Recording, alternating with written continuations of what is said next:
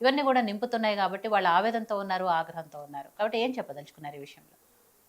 ఇప్పుడు ఏమంటారంటే ప్రతిపక్షాలేమో అధికార పక్షాన్ని తిడుతుంది, అధికార పక్షం ప్రతిపక్షాలు తిడుతుంది. వీళ్ళు రేవంత్ రెడ్డి సర్కారు 2 సంవత్సరాలుగా తిట్లతోనే కాలం గడిచిపోయింది. తిట్టడమే. ప్రతిపక్షంలో వాళ్ళు చేపిస్తారు, వీళ్ళు చేపిస్తారు. నీకు ఎవడు చేపిస్తే ఏంది భయ్? నువ్వు ఉద్యోగాలు ఇయ్యరాదు ఫస్ట్. ప్రతిపక్షాలు చేపిస్తుంది, ఎవడు చేపిస్తేంది? నీకు ఉద్యోగాలు ఇయ్యరాదు ఫస్ట్. మరి ఏ కోణంలో మీరు ఇయర్ క్యాలెండర్ ఇచ్చారు? ఏ కోణంలో మీ యొక్క మేనిఫెస్టో తయారైంది? మీ మేనిఫెస్టో తయారైనాక ఇచ్చిన నోటిఫికేషన్ ఏందో లెక్క చెప్పండి. మేనిఫెస్టో వచ్చినాక నువ్వు ఎన్ని ఉద్యోగాలు ఇచ్చినావు? నీ మేనిఫెస్టో తయారు కాకముందున్నటువంటి ఉద్యోగాలకు సంబంధించిన వాటి పత్రాలు ఇచ్చేసి నా ఉద్యోగాలు అంటే ఎట్లా? ఒక వర్టికల్ రిజర్వేషన్లో దాన్ని ఆర్జెంటల్కు మార్చేసి మొత్తం ఉద్యోగాలు మేమే ఇచ్చినామని చెప్పేసి 2 సంవత్సరాలుగా అబద్ధాలు చెప్పి చెవులలో సీసం పోసినట్టుగా తయారైంది. ఇక నిరుద్యోగులు ఇక ఆగరు. ఎందుకంటే 2 years దాకా త్వరలో అంటే ఇక రేపు వస్తాయి, ఇక మాపు వస్తాయి, ఇక వస్తాయి అని చెప్పేసి వెయిట్ చేశారు. విద్యార్థులలో ఓపిక నశించింది. మెరుపు ధర్నాలు అవుతున్నాయి. అక్కడ ఎవ్వరు లేరు, విద్యార్థులే.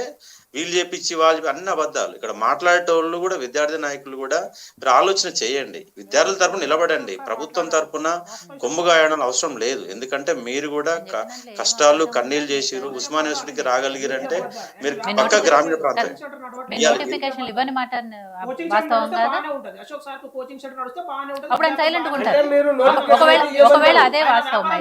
భీమరావు గారు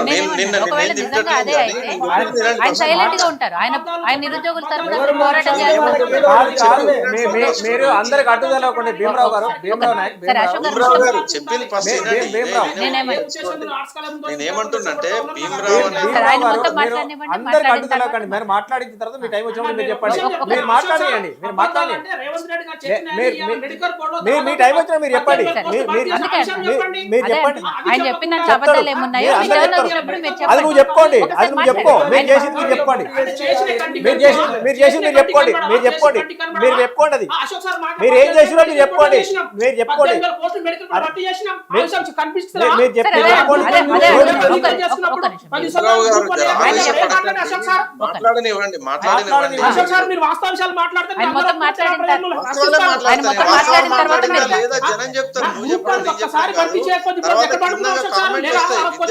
వాళ్ళు కామెంట్లు పెడతారు. మీరు కాంగ్రెస్ నాయకులు చర్చలలో పాల్గొంటే ఆ కామెంట్లు చూసన్నా ఇజ్జత్ తెచ్చుకోండి. కామెంట్లు అయితే నేను పెట్టలేట్లే కదా, సామాన్య విద్యార్థులు పెడుతున్నారు. ఇప్పుడు మీరు టీవీ చర్చల్లో ఎవరైతే పాల్గొంటున్నారో పాల్గొనే వాళ్ళ కింద కామెంట్లు తెచ్చుకోండి. మీరు ప్రభుత్వానికి ఒత్తాస పలకండి కాదనట్లేమో. నువ్వు ఓయూ విద్యార్థి స్టూడెంట్వి, నువ్వు ఊళ్ళకెళ్ళి వచ్చినోడివి, కన్నా కష్టం పడి ఇడిదాకా వచ్చినోడివి, వాస్తవాలు తెలిసినోడివి. ఎంతసేపు ఎన్ని రోజులు ప్రభుత్వాలు ప్రతిపక్షాల మీద తిట్టుకుంటే ఇంకెన్ని రోజులు కాలం గడుపుతారు? రేవంత్ రెడ్డి అధికారంలోకి వచ్చిందే కేవలం కేసీఆర్ ఫ్యామిలీ తిట్టి అధికారంలోకి వచ్చిండు. అయిపోయింది కదా, అధికారం పోయింది కదా. అధికారం ఇంట్లో కూర్చున్న గురించి ఇంకా నీకు పంచాయతీ ఎందుకు? నీ పంచాయతీ ఏంది? నువ్వు ఇచ్చినటువంటి జాబ్ మేనిఫెస్టో ఇంప్లిమెంట్ చేయి. నువ్వు ఇచ్చినాక నీ మేనిఫెస్టో వచ్చినాక నోటిఫికేషన్ ఎన్నో చెప్పు. నాకు ఈ ఉద్యోగాలు ఇచ్చిన లెక్కలు దొంగ లెక్కలు చెప్పొద్దు. నీ మేనిఫెస్టో వచ్చినాక కాంగ్రెస్ పార్టీ అధికారంలోకి వచ్చినాక మీరు ఇచ్చినటువంటి అధికారికంగా ఇచ్చినటువంటి నోటిఫికేషన్లు ఎన్ని? ఏ నోటిఫికేషన్ ప్రకారం మీరు ఎగ్జామ్ పెట్టిరు? ఏ నోటిఫికేషన్ ప్రకారం మీరు రిజల్ట్ ఇచ్చిరు? ఏ నోటిఫికేషన్ ప్రకారం పత్రాలు ఇచ్చిరు? అది సమానం చెప్పరాదు. నేను ఇచ్చిన 70,000 ఉద్యోగాలు అంటాడు, 60,000 ఉద్యోగాలు అంటాడు, ఇంకో 80,000 అంటాడు. మీ ఉద్యోగాలు లెక్కల మీ మంత్రులు తేలని ఒక పరిస్థితి ఇవాళ నేను కూడా టీఆర్ఎస్ పార్టీని వ్యతిరేకించక కొట్లాడింది. నేను కూడా మహబూబ్నగర్ జిల్లా మొత్తం కాలేసుకొని తిరిగినాం కదా. టీఎస్పీసీ ముట్టడిలో అరెస్ట్ అయ్యి జైలు పోయిన వ్యక్తినే కదా.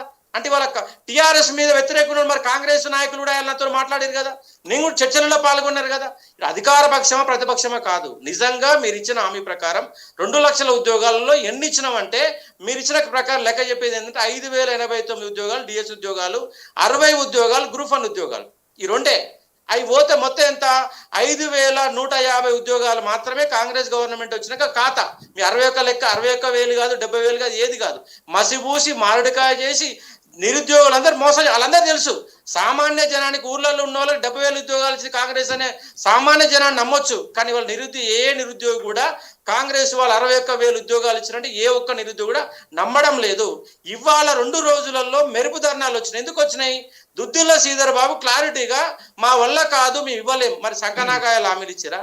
మేనిఫెస్టో ఎందుకు తయారు చేశారు? ఫస్ట్ అయ్యాల మేనిఫెస్టో తయారు చేసి 2 లక్షల ఉద్యోగాలు మేము ఇవ్వము, మీరు అయ్యాల ప్రైవేట్ ఉద్యోగాలు చేసుకుంటారు అని మీ మేనిఫెస్టో తయారు చేసి ఉంటే వాళ్ళ కుక్కలు చింపన ఇస్తారులాగా తెలంగాణలో కాంగ్రెస్ అనే పార్టీ జెండా ఉండేది కాదు. ఇవాళ అబద్ధాలు చెప్పి ఎన్నో రకాలుగా పనికిమాల పథకాలు పెట్టి పైసలను డైవర్ట్ చేసి రియల్ ఎస్టేట్ బ్రోకరిజం రాష్ట్రంలో చేస్తూ నిరుద్యోగులు సరే ప్రైవేట్ ఉద్యోగాలు ఇస్తారు. ప్రైవేట్ ఉద్యోగాలు ఎవరికి ఇస్తావు చెప్పు? ఏ కంపెనీలు ఇస్తావు చెప్పు? ఎన్ని కంపెనీలలో తెలంగాణ బిడ్డలు ఎంతమంది ఉద్యోగాలు చేస్తున్నారు? హైదరాబాద్ లో సాఫ్ట్వేర్ ఉద్యోగాలు ఎన్ని? హైదరాబాద్ లో ఇండస్ట్రీలు ఎన్ని ఉన్నాయి? ఏ ఇండస్ట్రీలో తెలంగాణ బిడ్డలు పనిచేస్తున్నారు? లెక్కలు తీసి చెప్పండి. లెక్కలు తీసి ఏ విధంగా ప్రైవేట్ ఉద్యోగాలు లెక్కలు చెప్పు. నిజంగా తెలంగాణ బిడ్డలు టెక్నికల్ స్కిల్స్ ఉన్నాయా? లాంగ్వేజ్ స్కిల్స్ ఉన్నాయా? ఉద్యోగాలు ఇస్తావు. ప్రైవేట్ అప్రెంటిస్ లెక్క చెప్పు. ఆ లెక్కలే ఈ లెక్కలో గాజుల పరిపాలన రేవంత్ రెడ్డి పరిపాలన వాళ్ళ తెలంగాణ రాష్ట్రం నడుస్తుంది. రోడ్డులో పడ్డ నిరుద్యోగులు 1,00,000 మంది రోడ్డు అంతా చూస్తారు. వాళ్ళ కాంగ్రెస్ టీఆర్ఎస్ ఈ పార్టీ ఆ పార్టీ కాదు, ఏ పార్టీ ఉన్న అశోక్ సార్ నిలదీస్తాడు. కాంగ్రెస్ ఉన్నా టీఆర్ఎస్ ఉన్నా బీజేపీ అందరినీ నిలదీసే ప్రయత్నం చేస్తున్నాం. ఇవాళ రాష్ట్రంలో ఇవాళ నడుస్తున్నది రేవంత్ రెడ్డి పరిపాలన, ప్రజా పరిపాలన కాదు, దోపిడీ పరిపాలన, దొంగల పరిపాలన, నిర్బంధ పరిపాలన. నా ఇంటి ముందు వాళ్ళు 4 పోలీసులు ఇప్పుడు ఉన్నారు. 5 రోజులుగా నిర్బంధంలో పెట్టారు నన్ను. రోజు ఇద్దరు సిఐలు 2 ఎస్ఐలు వచ్చేసి నా ఇంటికాడ నిర్బంధం చేస్తారు. ఏ భయం లేకపోతే నిజంగా మీరు ఉద్యోగాలు ఇచ్చిన వాళ్ళైతే దిల్సుఖ్ నగర్ కు రేవంత్ రెడ్డి ఓడిఎం థియేటర్కి వచ్చాడు. ఎందుకు దమ్ము లేదు రేవంత్ రెడ్డికి సిటీ సెంటర్ లైబ్రరీకి? ఉస్మానియా సిటీకి వచ్చి ఎన్ని ఉద్యోగాల పాఠం చేసిండు? ఎన్ని ఇచ్చిన చెప్పాలిగా రేవంత్ రెడ్డి. రేవంత్ రెడ్డి చదువురాని ఒక ముఖ్యమంత్రిని ఒక బిచ్చగాన్ని తీసుకొచ్చి పెట్టిరు. ఇలా మొత్తం రాష్ట్రం మొత్తం సంకనాకిపోతుంది. నిరుద్యోగులకు సంబంధించి ఏ ప్రభుత్వాలు అన్యాయం చేస్తున్నాయి? నిరుద్యోగులు కనుక రేపు చెప్తున్నా ఇవ్వాలి, నాట్ ఓన్లీ తెలంగాణ కాదు, రేపు దేశంలో కూడా రాబోయేది ఒక సామాజిక విప్లవం, అది నిరుద్యోగ విప్లవం. ఆ విప్లవం వచ్చినప్పుడు ఈ ప్రభుత్వం ఆపై ఏ ప్రభుత్వం నిలబడదు. ఎందుకంటే ప్రతిరోజు లక్షల మంది ఎవ్రీ ఇయర్ 4-5 లక్షల మంది రోడ్ల మీదకి వస్తున్నారు. బీటెక్లు అయిపోతున్నాయి, ఎంటెక్లు అయిపోతున్నాయి, బీఎస్సీలు అయిపోతున్నాయి, ఎంఏలు అయిపోతున్నాయి, పిహెచ్లు అయిపోతున్నాయి. వాడికి 15,000 రూపాయల జీతం దొరకలేదు, 20,000 రూపాయల జీతం దొరకట్లేదు. ఒక ఎంటెక్ చేసిన గ్రాడ్యుయేట్కి 20,000 రూపాయల జీతం ఎందుకు దొరకలేదు? తెలంగాణలో ఉన్న కంపెనీలన్నీ రోజు ఇన్ని కంపెనీలు వస్తే అన్ని కంపెనీలు దొంగ లెక్కలు చెప్తున్నారు. వచ్చిన కంపెనీలు వచ్చినాయి. ఆ కంపెనీలలో తెలంగాణ బిడ్డలకు ఎంతమందికి ఉద్యోగాలు వచ్చినాయి? మీరన్నారు 75% స్థానిక కోటా ప్రైవేట్ రంగంలో ఇస్తాన్నారు. ఎందుకు ఇంప్లిమెంట్ చేయరు? నిన్న అసెంబ్లీలో వారం రోజుల పాటు అసెంబ్లీ జరిగింది, ఒక్కరోజు ఎందుకు నిరుద్యోగులు చర్చ పెట్టలేదు? ఒక అసెంబ్లీ ఒక ఎట్లా బందిపోటు దొంగల్లాగా తయారైంది. ఏం మాట్లాడతాడో ఎవడేం మాట్లాడతాడో, వీడిని వాడు తిట్టాడో వాడిని వీడి తిట్టాడో తప్ప అసెంబ్లీల వల్ల తెలంగాణ బిడ్డలకు కానీ తెలంగాణ ప్రజానికానికి ఏమైనా ఒరుగుతుందా? ఏమి ఒరగడం లేదు. వాళ్ళ రాష్ట్రంలో ప్రజల గురించి ఆలోచన లేవు. ఎట్లా అధికారంలోకి వచ్చినాం, ఎంత సంపాదించినాం, మళ్ళా ఓటు ఎట్లా కొన్నాం, ఇదే పరిస్థితి రాష్ట్రంలో కొనసాగుతుంది. నేనేమంటున్నంటే నిరుద్యోగులకు సంబంధించి ఒక ప్రణాళిక పెట్టండి. రైతుల కోసం 1,00,000 కోట్లు ఖర్చు పెడుతున్నారు. ఇవాళ 24 గంటల ఫ్రీ వస్తుంది. నేను రైతునే, నేను 6 ఎకరాల పొలం చేసుకున్నా. ఇవాళ 24 గంటల కరెంటు రైట్ వస్తున్నది. ఇవాళ వరి ఉత్పత్తిలో రాష్ట్రంలో నెంబర్ 1 తెలంగాణ ఉన్నది. ఇవాళ రుణమాఫీ చేస్తున్నారు, రైతు బంధు ఇస్తున్నారు, 1,00,000 కోట్లు ఖర్చు పెడుతున్నారు. ఆ 1,00,000 కోట్లు రైతుల ఖర్చు పెట్టేటప్పుడు నిరుద్యోగుల కోసం 10,000 కోట్లు ఎందుకు ఖర్చు పెట్టారు? ఇవాళ ఉమ్మడి జిల్లాలో 10 జిల్లాలలో జిల్లాకు ఒక స్కిల్ డెవలప్మెంట్ ప్రోగ్రామ్ ఎందుకు పెట్టారు? ఎవ్రీ ఇయర్ ఒక్కొక్క జిల్లాకి 20,000 మందికి ఎందుకు ట్రైనింగ్ ఇవ్వరు? వాళ్ళందరూ ఉపాధి అవకాశాలు ఎందుకు కల్పించరు? హైదరాబాద్ లో మొత్తం ఉద్యోగాల లెక్కలు ఎందుకు ఇయ్యరు? ఏ ప్రైవేట్ రంగంలో కార్మిక శాఖ దగ్గర అన్ని లెక్కలు ఉంటాయి. మొత్తం ఎన్ని ఇండస్ట్రీలు ఉన్నాయి, ఎంతమంది పనిచేస్తున్నారు, సాఫ్ట్వేర్లు ఎంతమంది పనిచేస్తున్నారు, రవాణా శాఖలు ఎంతమంది, ప్రైవేట్ రవాణా శాఖలు ఎంతమంది పనిచేస్తున్నారు, మొత్తం లెక్కలు తీయండి. ఆ లెక్కలలో తెలంగాణ బిడ్డలు ఎంతమంది? నిజంగా తెలంగాణ వాళ్ళకు ఉద్యోగాలు ఇచ్చే దమ్ము తెలంగాణకి ఇవ్వట్లేదు. ఎందుకు ఇవ్వట్లేదు? నిజంగా సబ్జెక్ట్ లేదా వాళ్ళక్కడ, టెక్నికల్ స్కిల్స్ లేవా, వాళ్ళకి నాలెడ్జ్ లేవా? నాలెడ్జ్ లేకపోతే నాలెడ్జ్ నేర్పియండి. వాళ్ళ తెలంగాణ పబ్లిసిటీ దగ్గర పేర్లు నమోదు చేసుకున్న వారు 30 లక్షల మంది ఉన్నారు. పేర్లు నమోదు చేయని వాళ్ళు 20 లక్షల మంది, 50 లక్షల మంది వాళ్ళ గ్రాడ్యుయేట్స్. తెలంగాణలో డిగ్రీ పూర్తయిన వాళ్ళు 50 లక్షల మంది ఉన్నారు. మరి 50 లక్షల మంది ఎవడన్నా మానసికంగా ప్రశాంతంగా జీవనం గడుపుతున్నారు నిరుద్యోగులు అంటే? లేదు. కాబట్టి నిరుద్యోగ ప్రణాళిక లేదు. మొన్న నేను ఒక సందర్భంలో ఒక మీటింగ్ లో టీఆర్ఎస్ పార్టీ వాళ్ళు పాల్గొన్న మీటింగ్ లో అదే చెప్పాను. నిరుద్యోగులు అనే వాళ్ళకి హైదరాబాద్ లో స్థానిక రిజర్వేషన్ ఎందుకు ఇవ్వరు అని క్వశ్చన్ చేసినాం. టిఆర్ఎస్ క్వశ్చన్ చేస్తా, కాంగ్రెస్ క్వశ్చన్ చేస్తా, ఎవరున్నా క్వశ్చన్ చేస్తా. అందుకని నేను ఏమంటున్నా, నిరుద్యోగ ప్రణాళిక కావాలి. అది ప్రభుత్వ ఉద్యోగాలా ప్రైవేట్ కాదు, ఏ ఉద్యోగాలనే కావచ్చు. నిరుద్యోగ ప్రణాళిక కావాలా, వాళ్ళ స్కిల్ డెవలప్మెంట్ కావాలా, వాళ్ళ లాంగ్వేజ్ స్కిల్స్ నేర్పియాలా, సాఫ్ట్వేర్ స్కిల్స్ నేర్పియాలా. తెలంగాణ బిడ్డలకి ఈ 3 ఏళ్ళు కనుక ప్రభుత్వం ఎవ్రీ ఇయర్ ఒక 10,000 కోట్లు 15,000 కోట్లు ఖర్చు పెడితే కనీసంగా 5 లక్షల మందికి ఉపాధి కల్పించవచ్చు. అది ప్రభుత్వ ఉద్యోగాలు ఎన్ని ఇస్తారో ఇవ్వండి, ప్రైవేట్ రంగంలో ఎట్లా ఇస్తారో చెప్పండి. ఏ చెప్పకుండా ఇది ఇచ్చిన దొంగ లెక్కలు ఎందుకు చెప్తారు? నిజంగా మేము ఇచ్చిన 5,150 ఉద్యోగాలు ఇచ్చినాం, మిగతా ఇస్తున్నాం. 40,000 ఉద్యోగాలు సీఎం అన్నా ఇస్తామని చెప్పింది సర్పంచ్ ఎన్నికల ముందు. ఎప్పుడు ఇస్తావు? ఏ ఉద్యోగాలు ఇస్తావు? ఏ రోజు నోటిఫికేషన్ ఇస్తావు? జనవరి 20కి ఇస్తావా? జనవరి 15కి ఇస్తావా? మార్చి 1కి ఇస్తావా? ఏప్రిల్ 1 ఇస్తావా? ఎస్ఐ ఉద్యోగాలు ఇస్తావా? కానిస్టేబుల్ ఇస్తావా? అంగన్వాడీ ఇస్తావా? గ్రూప్ 2 ఇస్తావా? ఏ లెక్కలు ఉన్నాయా? ఏ లెక్కలు లేవు. అధికారంలోకి వచ్చినాక మళ్ళీ వాళ్ళ సిఎస్ ఆధ్వర్యంలో ఉద్యోగాలు లెక్కలు చెప్తారు. ఎన్నో కమిటీలు ఉన్నాయి, ఎన్నో లెక్కలు ఉన్నాయి. విత్ ఇన్ ద 1 డేలో ఎంతమందికి జీతం ఇస్తో తెలుసు కదా. 1 డేలో మొత్తం లెక్కలు వస్తాయి. ఆ లెక్కల పేరు 6 నెలలు కాలయాపన చేసే సందర్భం కనబడుతుంది.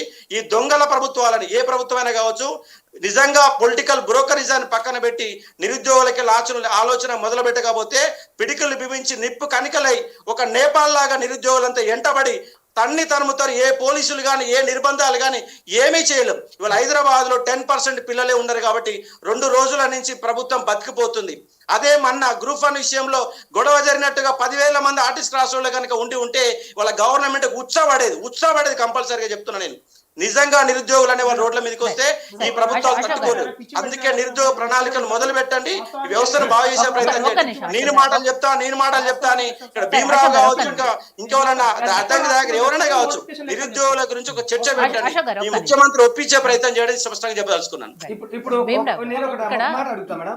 ఇప్పుడు గతంలో job calendar Congress party release చేసింది కదా, మరి ఆ జాబ్ క్యాలెండర్ ఎడిపోయిందన్న? నేను ఇంప్లిమెంట్ చేయలేకపోయారు.